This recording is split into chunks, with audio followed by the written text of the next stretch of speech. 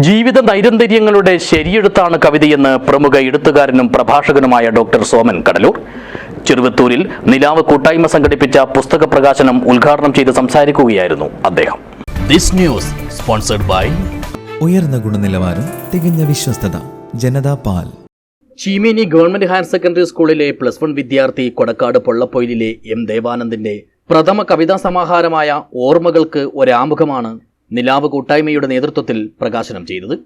പൗരപ്രമുഖരുടെ സാന്നിധ്യത്തോടുകൂടി ചെറുവത്തൂരിലെ Highline Plaza ഓഡിറ്റോറിയത്തിൽ വെച്ച് നടത്തിയ പരിപാടിയിൽ പ്രശസ്ത കവിയും നോവലിസ്റ്റുമായ ഡോക്ടർ സോമൻ കടലൂർ പുസ്തകത്തിന്റെ പ്രകാശന കർമ്മം നിർവഹിച്ചു. കവിയും സാംസ്കാരിക പ്രവർത്തകനുമായ CM വിനയചന്ദ്രൻ പുസ്തകത്തിന്റെ ആദ്യ പ്രതി ഏറ്റുവാങ്ങി.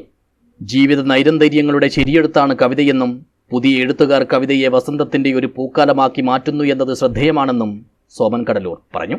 അത്രമേലെന്താണ് സ്മരണകളില്ലാത്ത, അനുഭവങ്ങളില്ലാത്ത, ഓർമ്മകളില്ലാത്ത എന്നൊക്കെ നമ്മളൊക്കെ ആക്ഷേപിക്കുന്ന ഒരു തലമുറയല്ലേ. ആ തലമുറ ഗംഭീരമായ ഒരു മറുപടി നമുക്ക് തന്നിരിക്കുന്നത് ഓർമ്മകൾക്ക് ഒരു ആമുഖമായി, ഒരു തുടക്കം എന്ന രീതിയിൽ എന്താണ് എൻ്റെ ആദ്യത്തെ പുസ്തകം നിങ്ങളൊക്കെ ആക്ഷേപിക്കുന്ന, ചെറുപ്പക്കാരെ ആക്ഷേപിക്കുന്ന അനുഭവങ്ങളില്ല എന്ന് പറയുന്നത്, സങ്കല്പങ്ങളില്ല, ചിന്തകളില്ല, ഭാവനകളില്ല, നമ്മുടെ ദേശമില്ല, നമ്മുടെ ചരിത്രമില്ല, സംസ്കാരമില്ല, പാരമ്പര്യമില്ല, പൈതൃകങ്ങളില്ല, ഇതൊന്നുമില്ല എന്ന് ഞങ്ങൾ ആക്ഷേപിക്കുന്നുണ്ടല്ലോ.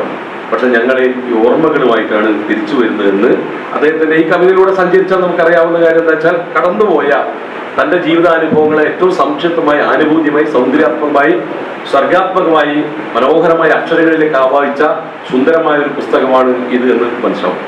സാംസ്കാരിക പ്രവർത്തകൻ വിനോദ് ആലന്തട്ട പരിപാടിയിൽ അധ്യക്ഷത വഹിച്ചു. പ്രമുഖ പ്രഭാഷകൻ ഡോക്ടർ വത്സൻ പിലിക്കോട് പുസ്തകം പരിചയപ്പെടുത്തി. KTV നാരായണൻ മാസ്റ്റർ, പ്രദീപ് കൊടക്കാട്, അനിൽ നീലാംബരി, വിജേഷ് കാരി, രാകേഷ് മാസ്റ്റർ, സുപ്രഭ ടീച്ചർ, പ്രവീൺ കുമാർ എന്നിവർ സംസാരിച്ചു. കവി ദേവാനന്ദ് മറുമൊഴി പറഞ്ഞു. ഡോക്ടർ VV മഹേഷ് സ്വാഗതവും മധു നന്ദിയും പറഞ്ഞു. News bureau, Cheruvathur.